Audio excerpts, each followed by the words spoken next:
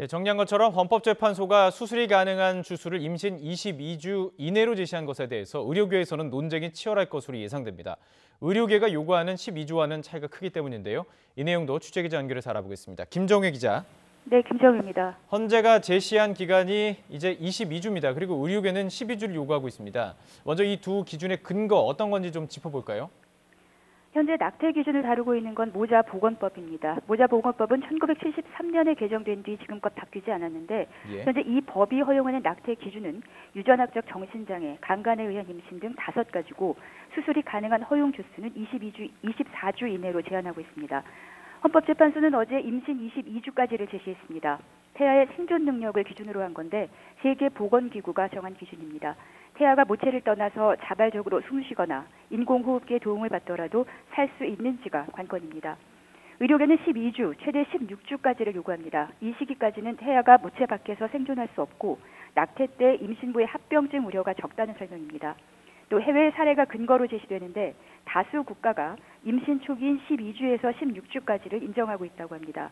또 하루가 다르게 의료기술이 발전하고 첨단 장비가 등장하고 있어서 초미숙아라도 생존 확률이 커져 임신 초기, 즉 3개월 안팎이 돼야 한다는 의견입니다. 자, 이 부분 굉장히 민감하고 중요한 부분이기 때문에 입법 과정에서 진통이 좀 불가피해 보입니다. 정부와 의료계가 어디까지 의견을 절충할 수 있을지 이 부분은 좀 지켜봐야 되겠군요. 맞습니다. 그리고 어제 헌재 결정 상황에서 눈여겨볼 게 있는데 제시한 한계 기준 22주였는데요.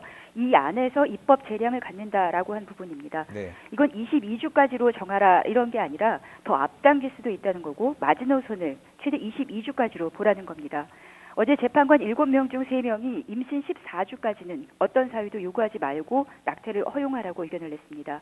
이 시기까지는 태아가 덜 발달하고 안전한 낙태 수술이 가능해서 임신한 여성의 자기결정권이 최대한 존중될 수 있다는 해석인데요. 그런 만큼 어제 헌재 발표가 앞으로 입법 과정과 또 정부와 의료계의 조율에 영향을 줄 가능성이 커 보입니다. 예, 그렇군요. 또 문제가 있습니다. 이런 논의를 바탕으로 새 법이 시행되기가 2021년부터가 시작이 되는데 이때까지는 그럼 의료계 현장에서 좀 혼란스러운 상황들이 벌어질 가능성 크지 않을까요? 그렇습니다. 내년 말까지 법을 개정을 하고 있죠. 이 말은 내년 말까지는 낙태를 금지한 현재 상태가 유지된다는 뜻입니다.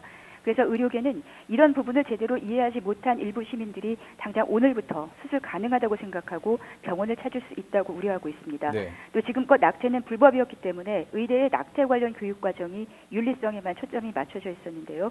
때문에 새로운 시술법에 대한 연구도 부족한 상황입니다. 안전한 수술, 임신부의 생명과 건강을 해치지 않도록 할 교육 내용을 어디까지 담을지도 시급히 해결해야 할 과제가 됐습니다. 자, 또 하나 있습니다. 헌재 판결로 이 먹는 임신 중절약에 대한 정부의 승인 요구도 좀 커질 것으로 보이는데요. 이 부분 어떻게 보십니까? 여성계는 일찍부터 임신 중절약에 대한 정부 승인을 요구해왔습니다. 대표적인 게 사이토텍과 미프진입니다.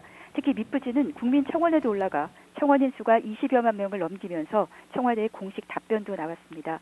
당시 2018년 임신 중절 실태 조사를 하겠다. 그리고 약 도입은 이 조사 이후에 사회적 법적 논의 결과에 따라 결정될 거다라는 게 답변 내용이었습니다. 미프진은 임신 초기 50일 이내에 사용할 수 있는 임신 중절약입니다. FDA가 약품 성분을 승인했고 2005년 세계보건기구가 필수 의약품 목록에 포함을 시켰습니다. 때문에 쉽게 유산할 수 있다고 판단해서 낙태가 불법인 상황에서도 이 약은 인터넷을 통해 음성적으로 거래돼 왔고 이번 헌재 결정을 계기로 처방과 복용, 또 유통을 합법해달라는 요구가 더 강해질 전망입니다. 의료계는 무조건 금지 대상은 아니라는 판단입니다. 단 약을 먹더라도 제대로 유산이 된 건지 또 부정출혈이나 과다출혈은 없는지 계속 지켜봐야 하기 때문에 의사의 처방과 진료가 필요한 전문 의약품으로 지정하는 게 바람직하다고 의견을 내고 있습니다. 그러나 이에 대해 논의하고 승인을 하게 될 때까지는 가짜 약이 대량 유통될 수 있기 때문에 주의가 필요해 보입니다. 지금까지 YTN 김정희입니다.